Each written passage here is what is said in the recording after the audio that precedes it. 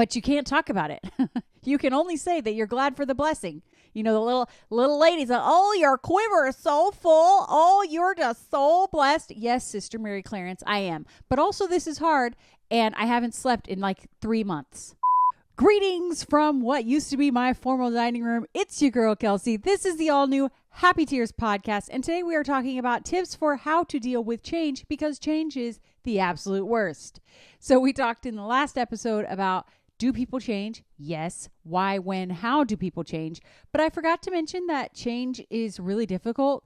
Most of us do not handle change well, especially the older we get. And as we've established, I am a full-on 40-year-old adult. But like, I'm old, but like I'm still cool, you know? So that's what we're talking about today. This is a show where we have easy conversations about hard things. It's a happy, fun, uplifting show. Let's dive into unavoidable grief. Kelsey, what do you mean by unavoidable grief? Well, I'm going to explain it. Let me tell you, we have gone through a lot of changes, my husband and I, right when we got married, I graduated school, started a new job, then we got married, then my parents moved away, then we moved away, then we moved back. Then we've changed jobs multiple times, we've moved houses, then we moved across the country, sold everything we owned, then we moved home, obviously had a child, then recently had 4 more kids, then had a surprise baby on top of that. We had 2 dogs in the mix there. They recently passed away in recent years. We have lived with parents. We have had our parents living with us. Wait a minute. Wait a minute. We have gone through so much change. Now, what I mean by unavoidable grief is that anytime there's change, you are losing something. You are gaining something, but you are losing something too. And so even good change can result in grief. Obviously, I am so grateful to be sober, but do I get a little bit bitter and angry and frustrated that I am the way that I am when it's summertime and everyone else is having margaritas? Yes, I do. Do I wish that I had a way to take the edge off when everybody else is, we've all had a rough day of parenting, like all the family were together and the kids are going insane and everybody else, is having a glass of wine. And I'm like, well, let me get my special gum, my peppermint gum rather than spearmint gum. I mean, I got nothing. I just have to feel my feelings. There's no way for me to take the edge off. How rude. I'm all edges, 100%. But I'm still grateful to be sober, right? And I remember every time we moved, like even when we moved to LA, which was living the dream. I mean, I loved it. It was so cool. You know what is so great about Los Angeles is that everyone was as weird as me. All the moms worked. Everyone and their dog was a YouTuber or a podcaster. There is a girl at the gas station I'll never forget, just full glam, duck face, creating content while pumping gas. And I was like, I found my people. I'm home. But we were so alone. I remember thinking, did we ruin our life? Even though I had wanted it and it was amazing. We loved it. Loved California. Loved where we were in LA, in this little town outside of LA. We could look down. I could go for a walk and look at the LA skyline down the hill. It was what dreams are made of. I mean, literally some of the shows that we watched were filmed on our little street. I'm like, oh, that's where we used to go for date night. It was incredible. And I was like, did we ruin our life? Because we were so alone. And that's my little If Rom-Coms Got Real segment, actually, is that in every rom-com, it's like all the women are friends. And it's like that the women just bring this new girl into the fold. And there's always these girl groups where they're making new adult friends. And it's like, especially where it's a bunch of couples, okay, because you followed this series and the couples as you go along all become friends and they all hang out together. And then in the book that you're currently reading, the main female character gets brought into the fold of all these couples. And the thing about this is, it is, unbearable to try and make new friends as an adult. Comment that I'm right. What? Did we just become best friends? Yep. And B, you tell me if I'm wrong, but it is almost impossible to find couples where both you and your husband like both the husband and the wife. Like, tell me in the comments how many couples you can think of where both you and your husband like both the husband and the wife of that couple. If it's not 1 or 2, make an appointment for a plastic surgeon, Pinocchio. You're lying. It's so hard. You'll like the wife. I love her. She's so great. Her husband is a dud. And your husband is like, I'm not doing it. Or vice versa. You know, he's like, he's so cool. And his wife is just not gelling. You know, your personalities don't gel. This is something I actually, in Happy Christmas, which comes out on September 30th everywhere, I actually wrote in a friendship breakup, because that is something that's relatable, is an adult friendship breakup and how hard those are. Now, it's a very light, happy, fun book. It's like a Hallmark Christmas movie book. So it's not a big thing. It's like a subplot of the female main character. But I wrote it because I was like, I couldn't take any more of the fake, all the females are friends all the time. Every female main character in the rom-com either has a few really strong friends and they all hang out with their husbands all the time, or they have like gaggles of friends, like huge friend groups, you know, girl squad, going on girl trips. I don't think any of that's real. Maybe if you're in your 20s, maybe once again, I'm showing my age.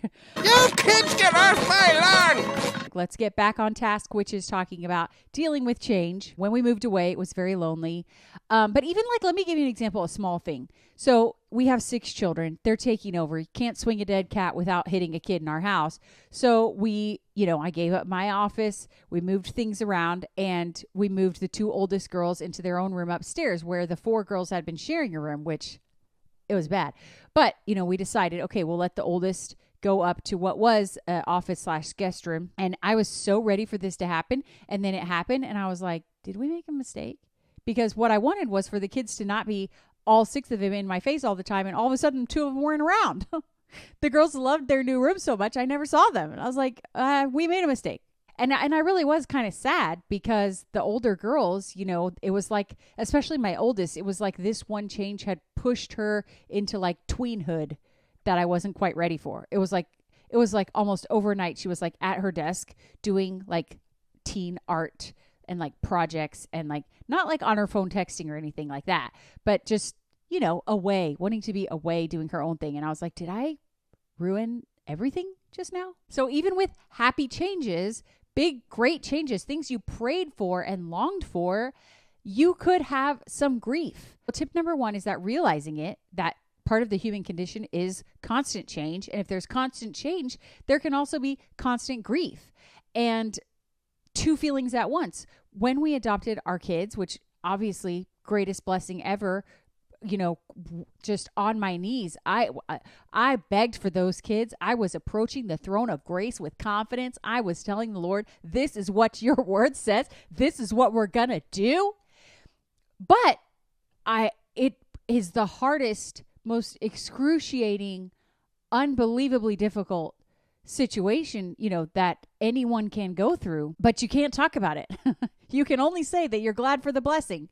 The little ladies are, oh, your quiver is so full. Oh, you're just so blessed. Yes, Sister Mary Clarence, I am. But also this is hard, and I haven't slept in like 3 months. And with my daughter, she was praying with me every night, like just couldn't wait to get siblings. And then in that first year, we had to talk through. She was like, I didn't expect to feel X, Y, and Z. She's crying because I think, even at her young age, she knew that like, well, this is what we prayed for, right? And I, gently was just telling her, yes, you can be very happy and be sad, at the same time. And it's okay to have conflicting feelings and feel your feelings. And then maybe let's have a snack and watch an episode of Mako Mermaids, and we'll probably feel better. Why don't we do that with ourselves, with adults? Like, yes, you can be very grateful and so happy and also super sad at the same time. Maybe let's have a snack and watch West Wing, So you need to feel the feelings when going through change. And I think that's part of why change is hard, like stuffing down our feelings about it. Just accept it. Like, I have conflicting feelings about this big change. Number 2, let yourself feel your feelings, even about great big changes that you thought you wanted, that you prayed for, that you longed for and worked for and pushed for. Number 3 is really important, but I want to quickly do Loving Lately. I am loving lately the Simply Piano app, not sponsored, don't have a link for you, but this is how my kids are learning piano, and it is not at all like I learned, and I really did not like it at first because I was like, what in the world are they doing? But they enjoy doing it. It's an app on the iPad, and it connects to a keyboard, and that we keep upstairs in the playroom, and they sit and they do their lessons every day. Also, that's the only way I could get so many children to do piano at once. unless we're going to take out a second mortgage to pay for a piano teacher for 5 kids. I think you should check it out, especially if you want to just get kids involved in piano and get them started without forking over the money for a teacher, especially if maybe they're young and you're not sure how they'll take to it. But, the gamification aspect of, getting the positive affirmations and earning your way to unlock new levels and all of that stuff. My kids really love it, and I love that they love it. So that's the Simply Piano app. The second one is this self tanner. It's made by Loving Tan, 2-hour express tanner. I use the shade medium, and I put it on for 2 to 3 hours and then wash it off. The third one is this room. And if you want a tour of this library and all my little tchotchkes and all my favorite books and favorite authors and all the things, leave a comment. Let me know you want a room tour. I started this thing called dopamine decorating. It's not the entire house. And if you Google dopamine decorating, it's very bright colors. And I'm a little bit gun shy on the colors, but more so like maximalist, where you just put everything you love on the wall and put out things that you love. Like, even if it's cheesy or dorky, or, like I have like tchotchkes and stuff, in my library is not like a mature adult beige Instagram library, right? It's stuff that makes me happy. It's stuff that makes me smile. So that's the thing with dopamine decorating. And so I started doing that I don't know, a few months ago, and I really love it. And once you do one room, you want to do all the rooms, because it's just like, oh, you walk in here and you're just happy. I actually have a bonus tip for you today. So we're about to do lesson number 3, and I have a bonus lesson, which is kind of like a life hack. But before we get into that, I wanted to remind you that the Happy Tears podcast is brought to you by my books. Please buy them. I have not done a great job of selling the fact that you should be pre-ordering. Happy Christmas comes out September 30th. And I want to tell you... Okay, so one of the changes that we had in our life was moving to Los Angeles. And I said, it was great. It was wonderful. It was amazing. Well, in 2020, we were just suffocating alone because everything was shut down. We couldn't even go to the park. Like, the outdoor park near our home was roped off with caution tape. There were no play dates. No one was seeing each other, no church, no nothing. And I knew we couldn't carry on, especially my little daughter needed people. She's an extrovert. She needed people. And so we decided to move home, which was good. That was a good change that we wanted. And I inside was so devastated, not only to be back living within like walking distance of my high school, running into people from middle school at the grocery store, but also because we moved out to LA for my comedy career. And I hope you're sitting down for this, but I am not, in fact, a famous comedian. So we're coming home with our tail between our legs. Why am I bringing this up now? Because it was some of the inspiration for my Christmas novel, where she has to move home. And her hometown happens to be a Christmas town. It's called Juniper Falls, and it's one of those towns that has huge tourism during the Christmas season. It's very picturesque, looks like a Christmas postcard or a Hallmark movie, and so it gets a lot of tourism. She needs money, runs into a friend of a friend who happens to be a billionaire and needs a wife. And so it's a marriage of convenience story where they do this fake marriage. But to convince the world that their fake marriage is real, they use all the activities in her Christmas hometown. I mean, if you love Christmas rom-coms, holiday movies, all the classic Christmas movies, you get them out every year. This is going to be one of your classics. Every year you're going to want to read this. It's so funny, so heartwarming, lighthearted. Do you really love Christmas? Come on, let it. Or if you don't want to spend money, you can get Things I Always Wanted for free on my website, kelseyhumphreys.com/freebie. And that's where you can get a whole book for free and read it and see if you like my style. See if you snort, laugh, ugly cry, swoon, kick your feet. You'll do all those things. If you're enjoying my show, you will enjoy my books. All right, lesson number 3, quit sneaking glances in the rearview mirror. Change is hard. We don't like it. We are grieving. Then we are looking back at what we lost. This is stupid. If you're finally off carbs, quit looking at Susie Q's Homemaker's homemade bread sourdough reels on Instagram, where she's got this melted butter close up where it's just oozing into her freshly made bread that she made with her own little wheat berries in her own little grinder that she cooked in that special order oven that we've all seen now that has like 6 doors on it. Looks like it could survive a nuclear attack. Don't look at her reels anymore. Okay? Even if you love them and it's great, even if they're like your best friend, but everything they post is like romanticized, maybe them and their trips, maybe they travel a lot, and you're doing a no spend September or whatever. Quit looking at all the stuff they're buying and all the things they're doing. Quit looking at your vacationrentals.com email alerts if you're on a spending freeze. My personal example, and this is kind of a weird one, I love following female comedians. My favorites, Leanne Morgan, Heather McMahon, Angela Reyes-Johnson, Jennifer Fulwiler, Kat and Nat, I Mom So Hard. Okay, all these female comedians. Love them. But looking at their Instagram makes me sad. They're out there crushing it on stage, making people laugh. I am at my house with my eyes watering because the diapers smell so bad. Different vibe. Don't do it. Okay? If you're finally off sugar, unfollow, hide, unsubscribe, remove from feed all of those recipe sites that keep pumping out dessert videos. Maybe you didn't even choose it. You didn't choose to quit your job and have to go look for something else, but then, you're constantly looking back to see what your coworkers are doing, or you're following some industry account that was really relevant, or some project that you were going to do and now it's launched and you're stalking how it's doing. Stop it. Stop it. Stop. Quit sneaking glances at the rearview mirror. You're going the way you're going, sister. The train has left the station. You're on your way. So it's not doing you any good. Okay, here's lesson number 4, bonus life hack. A lot of people ask me, and leave a comment if you also would ask this question, like, how do you organize a household of 8? How are you not just drowning or pulling your hair out or covered in like piles of laundry and, toys everywhere? We have streamlined systems, like I told you about the towels, last episode or episode before last. Okay, and people ask, how are you doing that? What are you doing? And this is the life hack. When there is a big change, you can tack on a change that you wanted to change to the change that's happening. What? Word salad. I'll give you an example. Summer break is over, because that's probably more relevant when this comes out. Summer break is ending. The kids are going back to school. Perfect opportunity to change the bedtime routine or the morning routine, because the routines are changing anyway. So one of the things in our family, we have very simple, very quick cut and dry bedtime routines. The girls the little ones put themselves to bed. We hug them, boom, you're done. They're asleep. And there's no coming out, whining and crying.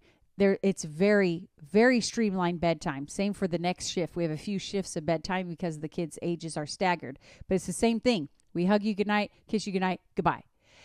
How did we do that? Well, when they moved in, we were making all new routines. What we were going to do was we were going to set up a new bedtime routine. Now, I realize that's a huge life change where they're moving to live with us after, where we're adopting kids. But this happens, and I've given this advice and people really appreciate it. Like if there's spring break, fall break, Christmas break, if you're changing churches, changing schools, stuff like that, where the change is already happening, when there's that opportunity, you can tack on a new routine or a new habit. Homeschooling moms, I know your kids be snacking. Your kids be snacking all day long. We don't do that. And if you want them to snack all day long, that's fine. But I couldn't handle it because we've got things to do, and I cannot handle 5 kids. The little one can't really. He can kind of start asking for a snack at this point. But 5 kids asking for a snack all day long, I would lose my mind.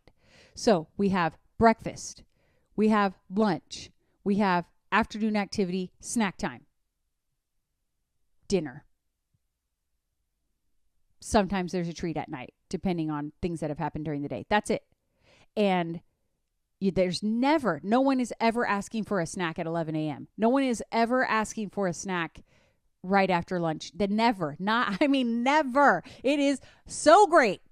So I encourage you, if this is a problem with you and your kids, or maybe you have littler kids and they're not school age yet and you're trying to figure this out, the next time you have a routine change, or you go on a vacation and then you come back from vacation, it's another great opportunity because you had, your routine was disrupted anyway. You come back and say, new rules, guys. We're going to have set snack times. They will not like it at first, but it'll just take a couple days. Humans like routine. As soon as it's routine and they get the rhythm of we're going to have a morning snack and an afternoon snack, or in our case, we have an afternoon snack and that's it. I'm telling you, I'm so passionate about this because I feel like a lot of times moms, we feel powerless because this is the way we do it. And this is the way the kids want it. And they go nuclear, absolutely nuclear when we disrupt their routine. I get it. I've got 6 of them. I hear you. I get it. But that's why I'm so passionate about this, because you don't have to live that way, okay? You could take the opportunity to change things when there are breaks.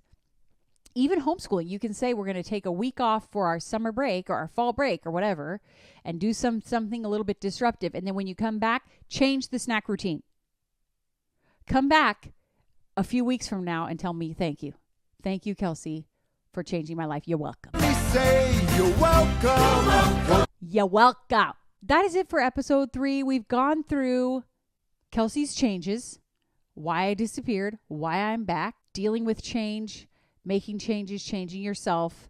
And I want to talk about, since we dealt with all of my failures, I want to talk about what about a life's calling? Because as I said, I never thought I was like made to write books. This doesn't exactly feel like my calling. So do we have a purpose, one life's purpose? And what if we missed it? So come back for that episode. If you're watching on YouTube, please hit the like button and remember to subscribe. If you're listening on iTunes, please go into iTunes and leave a review. And remember, fam, we are working together to get me on the road to come hug you in person and do some stand-up comedy and some book signing in person. And so I need you to tell your friends about the show. And remember, if I'm out with my family and everyone else is having cocktails and I'm chewing the crap out of a piece of gum and my eyes start to water, those are happy tears.